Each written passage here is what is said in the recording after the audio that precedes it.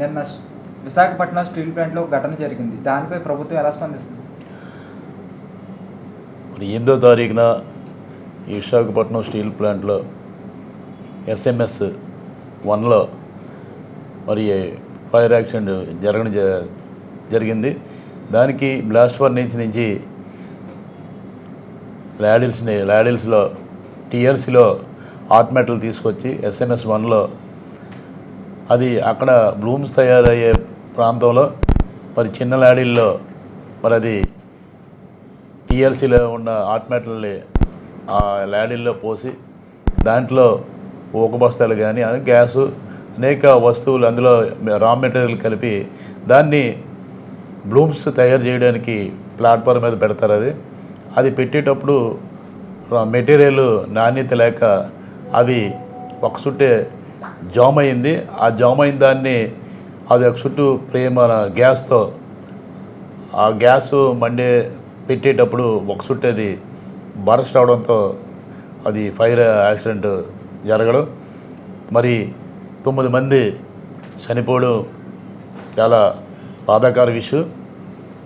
మరి దానికి కేంద్ర ప్రభుత్వం కనీసం ఆ రోజు ఎప్పుడైతే ఫైర్ యాక్సిడెంట్ 4:20 నిమిషాలకి జరిగింది, వెంటనే మేము వైఎస్ఆర్ పార్టీ ఆధ్వర్యంలో గాజువాక నియోజకవర్గ సమన్వయకర్త తిప్పల దేవన్ రెడ్డి గారు ఆధ్వర్యంలో మేము వెంటనే జనరల్ హాస్పిటల్కి వెళ్ళి మరి ఆయనతో పాటు మా అందరం కూడా అక్కడున్న చనిపోయిన వ్యక్తులు అక్కడ ఉన్న వాళ్ళందరికీ కూడా సహాయ సహకారాలు అందించి మరి అక్కడ ఎవరైతే ఇప్పుడున్న ప్రభుత్వం కేంద్రంలో ఉన్న బీజేపీ కానీ తెలుగుదేశం పార్టీ కానీ జనసేన పార్టీ నాయకులు ఎవరు కూడా మరి ఆ రోజు రాత్రి 10 గంటల వరకు కూడా ఎవరు స్పందించలేని టైంలో మరి దేవన్ రెడ్డి గారి నాయకత్వంలో మేమందరూ కూడా వాళ్ళకి ఏం సహాయ సహకారాలు కావాలని అందించి మరి అక్కడ హాస్పిటల్లో చనిపోయిన వ్యక్తుల్ని మరి కేజీకి తీసుకెళ్ళిపోయినందుకు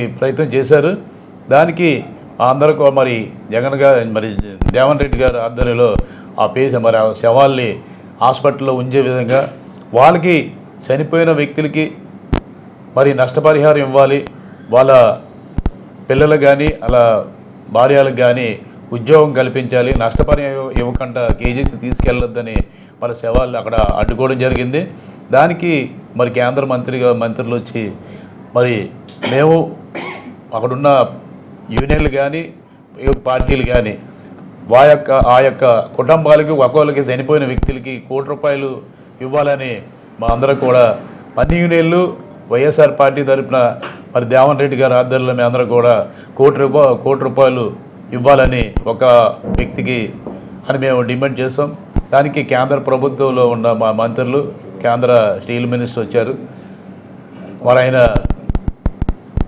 25 లక్షలు మరి ప్రకటించిన తర్వాత మరి అవి పోస్ట్ మార్టం తీసుకురావడం, మరి అక్కడ నిన్న ఈ రాష్ట్రంలో ఉన్న మంత్రులు ఇద్దరు వచ్చారు. డిప్యూటీ సీఎం గారు లోకేష్ గారు, మరి పవన్ కళ్యాణ్ గారు, విద్యాశాఖ మంత్రి లోకేష్ గారు వచ్చి ఎవరైనా సరే కాంట్రాక్ట్ కార్మికులు కానీ అటు స్టీల్ ప్లాంట్లో పనిచేస్తున్న కార్మికులు కానీ వాళ్ళ కోసం ట్రేడ్ యూనియన్లు అటు కాంట్రాక్ట్ లేబర్ యూనియన్కి పర్మనెంట్ ఎంప్లాయీ కూడా ట్రేడ్ యూనియన్ అనేది వెనకాల ఎప్పుడు కూడా బలంగా ఉంటుంది. ఎందుకంటే వాళ్ళకి ఏ కష్టమైనా సుఖమైనా ఈ యూనియన్ల ద్వారాగా మేనేజ్మెంట్తో సంప్రదింపులు జరుపుతారు. కానీ నిన్న లోకేష్ గారు అహంభావంతో అవగాహన లేని మాటలు మాట్లాడడం, ఇప్పుడు వాళ్ళు ₹1 కోటి ఇవ్వాలని అక్కడ CPM కానీ CPI కానీ DIT కానీ అన్ని యూనియన్లు వాళ్ళు డిమాండ్ చేస్తుంటే ఆయన అహంభావంగా కళ్ళు నెత్తి మీదకి వచ్చినట్టు ఒక మంత్రిగా మాట్లాడకుండా మనుషుల మీద తిరగబడి మాట్లాడడం, మీ ఇంట్లో వాళ్ళు చనిపోయారా, మీకు సంబంధం పెట్టి మీరు వెళ్ళిపోండి అని మాట్లాడడం చాలా దాన్ని మేము వైఎస్ఆర్ పార్టీ నుంచి వైఎస్ఆర్ యూనియన్ నుంచి మేము ఖండిస్తున్నాం. అక్కడున్న నాయకులు CPM కానీ CPI కానీ DIT కానీ యూనియన్ నాయకులందరూ కూడా వాళ్ళ సర్వీస్ అంతా లేదు, వాళ్ళ సర్వీసాలు యూనియన్లో తిరిగేటప్పుడు అప్పటికి ఇంకా లోకేష్ పుట్టలేదు. అలాంటి ఒక సీనియర్ నాయకుల్ని ఇది పట్టుకొని మీరు ఎందుకు వచ్చారు, మీ ఇంట్లో వాళ్ళు చనిపోయారు అన్నది మేమందరం కూడా దాన్ని పూర్తిగా వైఎస్ఆర్ పార్టీ నుంచి మరి దేవన్ రెడ్డి గారి నాయకత్వం మేమందరం కూడా ఖండిస్తున్నాం. ఇప్పటికైనా సరే మరి ఈరోజు మరి పవన్ కళ్యాణ్ గారు మరి ఆయన 2014లో మరి 2014లో ఎమ్మెల్యే లేడు, 2019లో కూడా మరి ఆయన ఎమ్మెల్యేగా లేడు, ఎంపీగా లేడు. కానీ ఈ యొక్క స్టీల్ ప్లాంట్ని ఎప్పుడైతే కేంద్ర ప్రభుత్వం ప్రైవేటీకరణ చేస్తానన్నదో ఆ రోజే 2021లో ఆ రోజే మా ఎమ్మెల్యే గారు, అప్పుడు గాజువాక ఎమ్మెల్యే తిప్పల నాగిరెడ్డి గారు అక్కడ కురవనపాలెం జంక్షన్లో టెంట్ ఈ కార్మికుల తరఫున, అటు కార్మికులు ఎంప్లాయీస్ తరఫున కానీ, పర్మనెంట్ ఎంప్లాయీస్ తరఫున కానీ, కాంట్రాక్ట్ ల్యాబ్ నుంచి కానీ ఈ స్టీల్ ప్లాంట్ని ప్రైవేటీకరణ చేయొద్దు, ఈ యొక్క స్టీల్ ప్లాంట్ కోసం ఎంతోమంది నిర్వాసితులు ప్రాణత్యాగాలు చేశారు, దీనికోసం 27 ఎకరాల ల్యాండ్ని దారాదత్తం చేశారు, ఇంకా 6 నెంబర్లకి ఉద్యోగాలు రావాల్సిన వాళ్ళు ఇంకా 9,000 మంది ఇంకా ఉద్యోగాలు రావాలి, ఈ స్టీల్ ప్లాంట్ ఎట్టి పరిస్థితుల్లో ప్రైవేటీకరణ చేయకూడదని ఇక్కడ మా స్థానిక శాసనసభ్యులు తిప్పల నాగిరెడ్డి గారి ఆధ్వర్యంలో మరి అక్కడ టెంట్ వేయడం జరిగింది.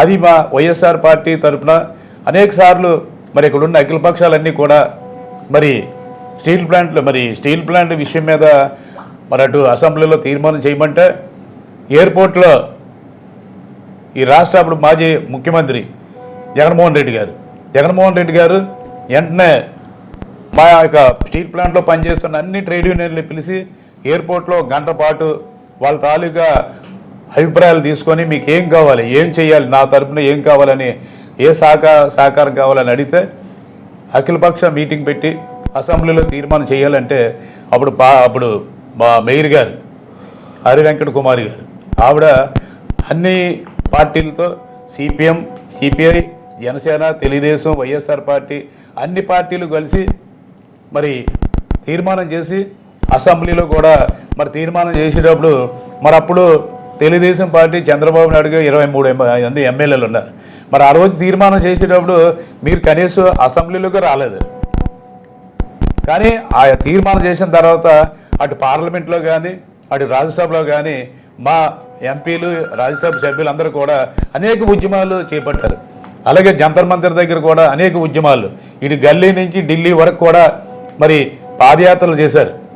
ఈ స్టీల్ ప్లాంట్ ఎట్టి పరిస్థితుల్లో ఎంతోమంది ఉద్యమాలు చేసిన ప్లాంట్ని ప్రైవేట్గా చేయొద్దని మా ప్రభుత్వం పూర్తిగా అయ్యే వరకు కూడా ఎట్టి పరిస్థితుల్లో ఈ స్టీల్ ప్లాంట్ మీద ఏగవాలకంట ఆ టెంట్ తీయకంట మేము కనీసం ఆ టెంట్లో పోలీసు అనే వ్యక్తి రాకంట మా జగన్మోహన్ రెడ్డి గారు కానీ, ఇక్కడున్న స్థానిక శాసనసభ్యులు కానీ, ఇక్కడున్న ఎంపీలు కానీ అందరూ కూడా కష్టపడి ఆ ప్లాంట్ని ప్రైవేట్ అవ్వకుండా చూస్తే కూటమి ప్రభుత్వం అధికారంలోకి వచ్చిన తర్వాత వెంటనే ఆ టెంట్లు పీకేశారు. ఇప్పుడు ప్రతి డిపార్ట్మెంట్ కూడా ప్రైవేట్గా చేశారు.